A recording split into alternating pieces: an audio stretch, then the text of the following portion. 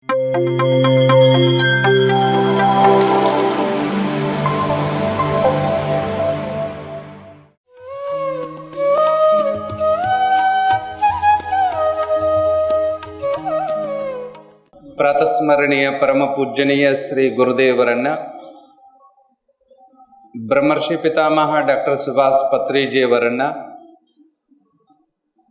ವೇದಿಕೆಯ ಮೇಲೆ ಆಶೀನರಾಗಿರತಕ್ಕಂತಹ ಸರ್ವಧರ್ಮದ ಸಮನ್ವಯದ ಹರಿಕಾರರನ್ನ, ಪರಮ ಪೂಜ್ಯರನ್ನ ಸ್ಮರಣೆ ಮಾಡಿಕೊಂಡು, ನಮ್ಮೆಲ್ಲರ ಮಧ್ಯದಲ್ಲಿ ಒಬ್ಬ ಅದ್ಭುತ ಮಾಸ್ಟರ್ ಸುರೇಶ್ ಕಲಬುರ್ಗಿ ಸರ್ ಅವರಿಗೆ, ಡಾಕ್ಟರ್ ಗೋವಿಂದರಾಜು ಸರ್ ಅವರಿಗೆ, ಬ್ರಹ್ಮರ್ಷಿ ಪ್ರೇಮನಾಥ್ ಸರ್ ಅವರಿಗೆ, ವೇದಿಕೆಯ ಮೇಲಿರುವ ಪೂಜ್ಯರಿಗೆ, ಈ ಕಾರ್ಯಕ್ರಮವನ್ನು ಆಯೋಜನೆ ಮಾಡಿರತಕ್ಕಂತಹ ಆತ್ಮೀಯರು, ಹದುಳಿಗರು, ಧ್ಯಾನಕ್ಕಾಗಿಯೇ ತಮ್ಮ ಬದುಕನ್ನು ಮೀಸಲಾಗಿಟ್ಟಂಥವರು, ಪಿರಮಿಡ್ ಮಾಸ್ಟರ್ ಆಗಿರತಕ್ಕಂತಹ ಕೃಷ್ಣಪ್ಪ ಸರ್ ಅವರನ್ನು ಮೊದಲುಗೊಂಡು ವೇದಿಕೆಯ ಮುಂಭಾಗದಲ್ಲಿ ಆಶೀನರಾಗಿರುವ ಎಲ್ಲ ಧ್ಯಾನ ಬಂಧುಗಳೇ, ತಮ್ಮೆಲ್ಲರಿಗೂ ಕೂಡ ಆತ್ಮಪೂರ್ವಕ ಪ್ರಣಾಮಗಳನ್ನು ನಾನು ಸಲ್ಲಿಸ್ತಾ ಇದ್ದೇನೆ.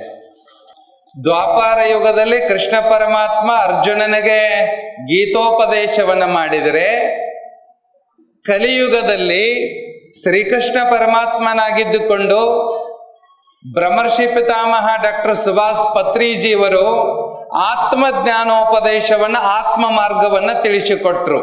ಹೌದಲ್ಲ? ಆ ಕೃಷ್ಣ ಪರಮಾತ್ಮರು ಈ ಕೃಷ್ಣ ಪರಮಾತ್ಮನಿಗೆ ಉಪದೇಶವನ್ನು ಕೊಟ್ಟರು. ಅದಾದ ಮೇಲೆ ಇಲ್ಲಿರುವವರು ಪತ್ರಿಜಿಯವರು ಏನೇ ಹೇಳಿದರು ಅಂದರೆ, ದ್ವಾಪಾರ ಯುಗದಲ್ಲಿ ಒಬ್ಬನೇ ಕೃಷ್ಣ ಒಬ್ಬನೇ ಅರ್ಜುನ ಇದ್ದ, ಆದರೆ ಕಲಿಯುಗದಲ್ಲಿ ಎಲ್ಲರೂ ಕೃಷ್ಣ ಪರಮಾತ್ಮರೇ, ಎಲ್ಲರೂ ಅರ್ಜುನರೇ. ಯಾರ್ಯಾರು ಸಾಧನಾ ಕ್ಷೇತ್ರದಲ್ಲಿ ಮುನ್ನಡೀತಾರೋ ಅವರೆಲ್ಲರೂ ಯಾರೋ ಕೃಷ್ಣ ಪರಮಾತ್ಮರೇ, ಅರ್ಜುನರೇ. ಇವತ್ತು ಒಂದು ಅದ್ಭುತವಾದ ಕಾರ್ಯಕ್ರಮ, ಸರ್ವಧರ್ಮದ ಒಂದು ಸಮ್ಮೇಳನ ಕಾರ್ಯಕ್ರಮ. ಬಹುಶಃ ನಾನು ರಾಮನಗರ ಪಿರಾಮಿಡ್ಡಿಗೆ ವಿಸಿಟ್ ಕೊಟ್ಟಿದ್ದೆ 3 ವರ್ಷಗಳ ಹಿಂದೆ. ಅದು ಬಹುಶಃ 5ನೇ ವರ್ಷದ ವಾರ್ಷಿಕೋತ್ಸವದ ಸಮಯದಲ್ಲಿ ನಾನು ಭಾಗವಹಿಸಿದ್ದೆ. ಅದಾದ್ಮೇಲೆ ಈಗ ಮತ್ತೆ ಭಾಗವಹಿಸ್ತಾ ಇರೋದು ಬಹಳ ಸಂತೋಷ. ಇಲ್ಲಿ ಸರ್ವಧರ್ಮ ಸಮ್ಮೇಳನಗಳು ಎಲ್ಲ ಕಡೆಗೂ ಕೂಡ ನಡಿಬೇಕಾಗಿದೆ. ನನ್ನೊಂದು ಬಯಕೆ ಅದ, ಪಿರಾಮಿಡ್ ವ್ಯಾಲಿಯಲ್ಲಿಯೂ ಕೂಡ ಸರ್ವಧರ್ಮ ಸಮ್ಮೇಳನ ನಡಿಬೇಕು. ಯಾಕೆ ಅಂತಂದ್ರೆ, ಇವತ್ತು ನಾವೆಲ್ಲರೂ ಕೂಡ ಏನ್ ಮಾಡ್ತಾ ಇದ್ದೇವೆ ಅಂತಂದ್ರೆ, ನನ್ನ ಧರ್ಮ ದೊಡ್ಡದು, ನಿನ್ನ ಧರ್ಮ ಕನಿಷ್ಠ, ನಾನೇ ಹೆಚ್ಚು ನೀ ಕನಿಷ್ಠ, ಈ ತರತಮ ಭಾವನೆಗಳು ಸಮಾಜವನ್ನ ಒಡೆದು ಆಳ್ತಾ ಇದ್ದಾವೆ. ತಮ್ಮ ತಮ್ಮ ಸ್ವಾರ್ಥಕ್ಕೋಸ್ಕರವಾಗಿ ಸಮಾಜದ ಶಾಂತಿ ಸುವ್ಯವಸ್ಥತೆಯನ್ನ ನಾವು ಕೆಡಿಸ್ತಾ ಇದ್ದೇವೆ. ನಿಜವಾಗಿಯೂ ಕೂಡ ಸಾಮಾನ್ಯರು ಈ ಕೆಲಸ ಮಾಡ್ತಾ ಇಲ್ಲ. ಧರ್ಮವನ್ನ ಬಲ್ಲವರೇ, ಧರ್ಮವನ್ನ ಉಪದೇಶ ಮಾಡುವವರೇ ಧರ್ಮಕ್ಕೆ ಹಾನಿಯನ್ನ ಉಂಟು ಮಾಡ್ತಾ ಇದ್ದಾರೆ.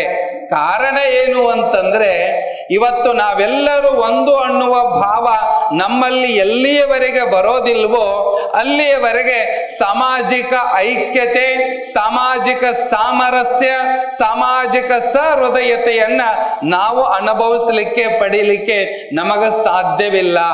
ಕೃಷ್ಣ ಪರಮಾತ್ಮನೇ ಹೇಳಿಕೊಂಡು ಬಂದಿದ್ದಾನೆ, ಸರ್ವಧರ್ಮಾನ್ ಪರಿತ್ಯಜ್ಯ ಮಾಮೇಕಂ ಶರಣಂ ವ್ರಜ, ಅಹಂ ತ್ವಾ ಸರ್ವ ಪಾಪೇಭ್ಯೋ ಮೋಕ್ಷಯಿಷ್ಯಾಮಿ ಮಾ ಶುಚಃ.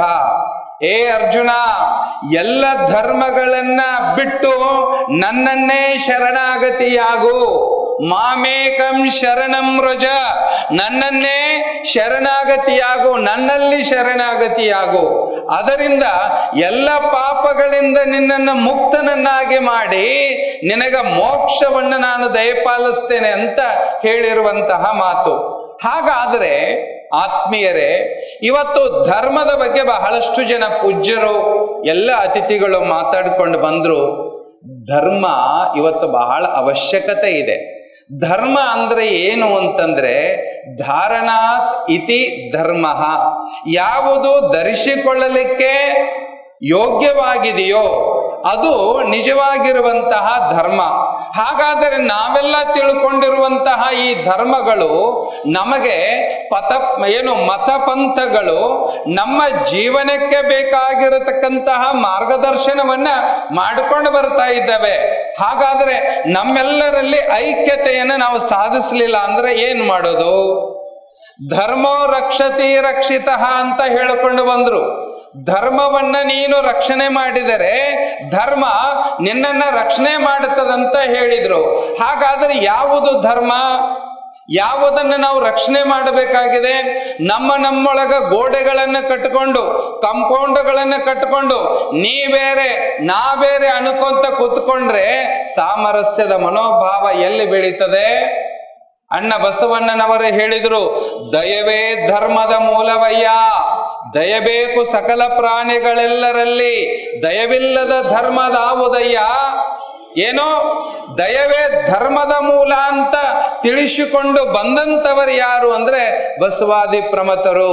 ಅಹಿಂಸೋ ಪರಮೋ ಧರ್ಮ, ಜೈನ ಧರ್ಮದಲ್ಲಿ ಮುಖ್ಯವಾಗಿರುವಂತಹ ಒಂದು ಸ್ಲೋಗನ್ ಯಾವುದು?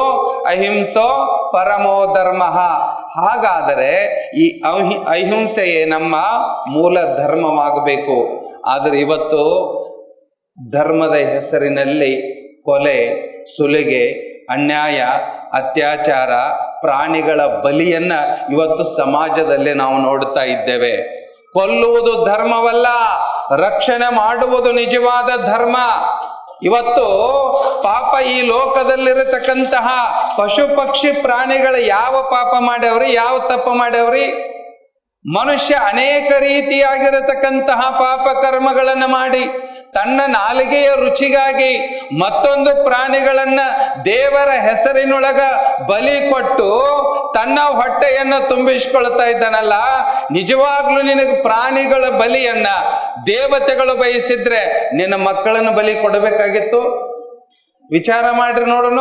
ತನ್ನ ಮಕ್ಕಳನ್ನ ಬಲಿ ಕೊಡೋದಿಲ್ಲ, ಯಾವುದೋ ಒಂದು ಪ್ರಾಣಿಯನ್ನ ತಗೊಂಡು, ಮೂಕ ಪ್ರಾಣಿಯನ್ನ ತೆಗೆದುಕೊಂಡು ಬಂದು ಅದರ ರೋದನವನ್ನ ನೋಡಲಾರ್ದನೆ, ಅದಕ್ಕಾಗುವ ಹಿಂಸೆಯನ್ನ ನಾವು ಗಮನಿಸಲಾರ್ದನೆ ಇವತ್ತು ಕ್ರೂರಿಗಳಾಗುತ್ತಾ ಇದ್ದೇವಲ್ಲ. ಯಾವತ್ತೂ ಕ್ರೂರಿಗಳು ಕೊಲ್ಲುವುದು ಧರ್ಮ ಆಗುವುದಿಲ್ಲ. ಕ್ರೂರಿಯಾದವನು, ಕಠೋರಿಯಾದವನು, ಕೊಲೆಗಡಕ ಎಂದೂ ಕೂಡ ಧರ್ಮ ಮಾರ್ಗದಲ್ಲಿ ಮುನ್ನಡೆಯಲಿಕ್ಕೆ ಆತ ಸಾಧ್ಯ ಇಲ್ಲ. ಹಾಗಾಗಿ ಆತ ಆ ಕರ್ಮದ ಫಲವನ್ನ ಅನುಭವಿಸಲೇಬೇಕು. ಮಾಡಿದ್ದನ್ನೋ ಮಹಾರಾಯ ಯಾರ್ಯಾರು ಯಾವ್ಯಾವ ಕರ್ಮಗಳನ್ನ ಮಾಡ್ತಾರೋ ಆ ಎಲ್ಲ ಕರ್ಮಗಳ ಫಲವನ್ನ ಅನುಭವಿಸಲೇಬೇಕು. ಧರ್ಮಕ್ಕ ಯಾವತ್ತೂ ಜಯ, ಸತ್ಯಮೇವ ಜಯತೆ. ಏನೋ ಎಲ್ಲಿ ಸತ್ಯ ಇರುತ್ತದೋ ಅಲ್ಲಿ ಜಯ ಸಿಗುತ್ತದೆ. ಆದ್ರೆ ಏನ್ ಮಾಡೋದು? ಇವತ್ತು ಇದು ಹೋಗಬೇಕಾಗ್ಯದ. ಹಾಗಾಗಿ ಧರ್ಮಾತ್ ಸುಖಂಭವತಿ. ಎಲ್ಲಿ ಸುಖ ಅದ ಅಂತಂದ್ರೆ ಧರ್ಮ ಮಾರ್ಗದಲ್ಲಿ ಮುನ್ನಡೆದಾಗ ನಿಜವಾದಂತಹ ಸುಖ ಅದ. ಇವತ್ತು ವೇದಿಕೆಯ ಮೇಲೆ ಎಲ್ಲಾ ಧರ್ಮದ ಹಿರಿಯರು, ಗುರುಗಳು ಬಂದು ಮಾತನಾಡಿದ್ರು. ಅವರ ಜೊತೆಗೆ ಒಂದು ಸಾಮರಸ್ಯದ ಮನೋಭಾವ ನಮ್ಮೊಳಗ ಬೆಳೀತಲ್ಲ. ಹೌದಲ್ಲೋ? ನಮ್ಮವರು ಇವರು ಬೇರೆ, ನಮ್ಮದು ಎತ್ತರ ಕುರ್ಚೆ ಬೇಕು, ನಮ್ಮದು ಸಣ್ಣ ಕುರ್ಚೆ ಹಾಕ್ರಿ, ಇವರನ್ನ ಎತ್ತರ ಮೇಲೆ ಕುಂದರ್ಸ್ರಿ, ಇವರನ್ನ ಕೆಳಗೆ ಕುಂದರ್ಸ್ರಿ. ಈ ತರತಮ ಭೇದ ಭಾವ ಸಮಾಜದಿಂದ ಹೋಗಬೇಕು. ಎಲ್ಲಿಯವರೆಗೆ ಈ ಸಮಾಜದಲ್ಲಿ ತರತಮ ಭಾವ ಇರುತ್ತದೋ ಅಲ್ಲಿಯವರೆಗೆ ಈ ಸಮಾಜದಲ್ಲಿ ದುಃಖ ಇರುತ್ತೆ, ಹಿಂಸೆ ಇರುತ್ತೆ.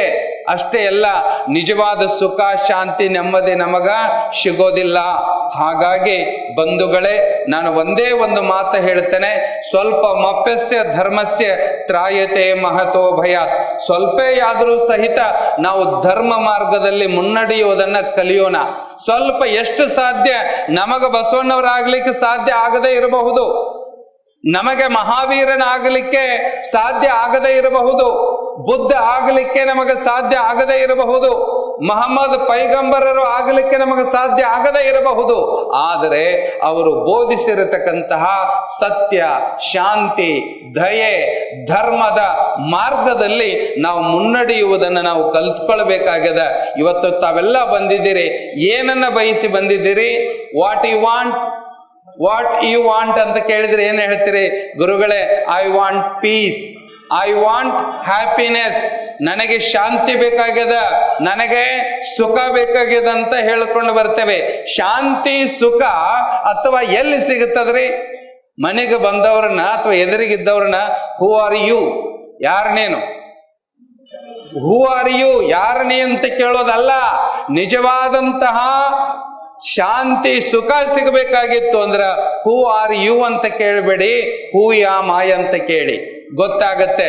ಯಾವಾಗ ಹೂ ಯಾಮ್ ಐ ಅಂತ ಬರ್ತೇನೋ ಅದು ಪಾರಮಾರ್ಥ ಆಗತ್ತೆ, ಅದು ಅಧ್ಯಾತ್ಮ ಆಗತ್ತೆ. ಬಲ್ಲವರ ಹತ್ತಿರ ಬಂದು ಗುರುಗಳೇ ನಾನಾರು ಅನ್ನುವುದನ್ನ ತಿಳಿಸಿಕೊಡಿ ಅಂತ ಕೇಳಿ, ಅದನ್ನು ಬಿಟ್ಟು who are you, where are you from, ಎಲ್ಲಿಂದ ಬಂದಿದೆ, ಯಾರು ನೀನು ಅಂತ ಕೇಳಿದ್ರೆ ಅಲ್ಲಿ ದುಃಖವಾಗುತ್ತೆ.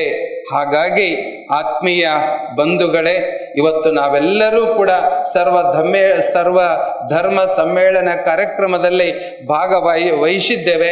ಇದರಿಂದ ಸಾಕಷ್ಟು ಪ್ರಯೋಜನಗಳು ಬರೇ ಒಂದು ದಿನಕ್ಕೆ ಸಮಾಜದ ಪರಿವರ್ತನೆ ಆಗೋದಿಲ್ಲ. ಇದು ನಿರಂತರವಾಗಿ ಏನು ಪರಿಶ್ರಮವನ್ನು ಪಡಬೇಕು, ನಿರಂತರ ಆ ಹಾದಿಯಲ್ಲಿ ನಾವೆಲ್ಲರೂ ಕೂಡ ಮುನ್ನಡಿಬೇಕು ಅಂತ ಆಶಿಸ್ತಾ ಒಂದೆರಡು ಕಬೀರ ದೋಹೆಗಳನ್ನ ಹೇಳಲೇಬೇಕಾಗತ್ತೆ. ಯಾಕಂತಂದ್ರೆ ಇವತ್ತು ಸರ್ವಧರ್ಮ ಸಮ್ಮೇಳನದಲ್ಲಿ ನಾವು ಭಾಗವಹಿಸಿದ್ದೇವೆ ಅಂತಂದ್ರೆ ಒಂದೆರಡು ಈ ಪ್ರೇಮ ಭಾವ ಹೊಂದಿರಬೇಕು. ವೇಷವೆಂತಾದರೂ ಸರಿ, ಮನೆಯೊಳಗಾದರೂ ಸರಿ, ವನದೊಳಗಾದರೂ ಸರಿ. ನಾವು ಮನೆಯೊಳಗಾದರೂ ಇರೋಣ, ಮಠದೊಳಗಲ್ಲ ಇರೋಣ, ಕಾಡಿನೊಳಗಾದರೂ ಇರೋಣ, ಅದರ ಹೃದಯದೊಳಗ ಪ್ರೇಮ ಭಾವ ಒಂದು ಇಟ್ಕೊಂಡು ನಾವು ಬದುಕೋಣ. ಗ್ರಂಥಗಳನ್ನು ಓದಿದವನು ಪಂಡಿತನಲ್ಲ ಖಂಡಿತ, ಪ್ರೇಮವೆಂಬ ಎರಡಕ್ಷರವನ್ನು ಅರಿತವನೇ ನಿಜವಾಗಿರತಕ್ಕಂತಹ ಪಂಡಿತ. ಎಲ್ಲಿವರೆಗೆ ನಾನು ನಾನು ನಾನು ಅಂತ ಹೇಳುತ್ತೇವೆ, ನಾನು ಇದ್ದಾಗ ದೇವನಿಲ್ಲ, ಈಗ ದೇವನಿಹ ನಾನಿಲ್ಲ. ನೋಡ್ರಿ, ಕತ್ತಲು ಕರಗಿಯೇ ಹೋಯಿತಲ್ಲ, ಬೆಳಕ ಕಂಡೇನಲ್ಲ ಕಬೀರ, ಬೆಳಕ ಕಂಡೇನಲ್ಲ. ಎಲ್ಲಿವರೆಗೆ ನಾನು ಅನ್ನೋದಿರುತ್ತದೋ ಅಲ್ಲಿವರೆಗೆ ದೇವರು ನಮಗೆ ಗೋಚರಿಸುವುದಿಲ್ಲ. ಯಾವಾಗ ನಾನು ಅನ್ನೋದು ಹೋಗುತ್ತದೋ ಅವಾಗ ಎಲ್ಲವೂ ದೇವರೇ. ನೀನು ನೀನು ನೀನೆನ್ನುತ್ತಲೇ ನಾನೇ ನೀನಾದೆ, ನೀನು ನೀನು ನೀನೆನ್ನುತ್ತಲೇ ನಾನೇ ನೀನಾದೆ. ನನ್ನಳು ನನ್ನದು ಏನೂ ಇಲ್ಲ, ಇರುವುದೆಲ್ಲ ನೀನೇ ಕಬೀರ, ಇರುವುದೆಲ್ಲ ನೀನೇ. ಎಲ್ಲವೂ ನೀನೇ ಪರಮಾತ್ಮ, ನಿನ್ನ ಸ್ವರೂಪವೇ ನಾನು ಅನ್ನುವ ಭಾವನೆಯನ್ನು ತಂದುಕೊಂಡು ನಾವೆಲ್ಲರೂ ಧನ್ಯರಾಗೋಣಂತ ಆಶಿಸ್ತಾ ನನ್ನ ಮಾತಿಗೆ ವಿರಾಮವನ್ನು ನೀಡ್ತಾ ಇದ್ದೇನೆ. ಎಲ್ಲರಿಗೂ ವಂದನೆಗಳು. PMC ಕನ್ನಡ ಚಾನೆಲ್ ಅನ್ನು ಲೈಕ್ ಮಾಡಿ, ಶೇರ್ ಮಾಡಿ, ಸಬ್ಸ್ಕ್ರೈಬ್ ಮಾಡಿ ಮತ್ತು ಮಾಡಿಸಿ. ಎಲ್ಲರಿಗೂ ಧನ್ಯವಾದಗಳು.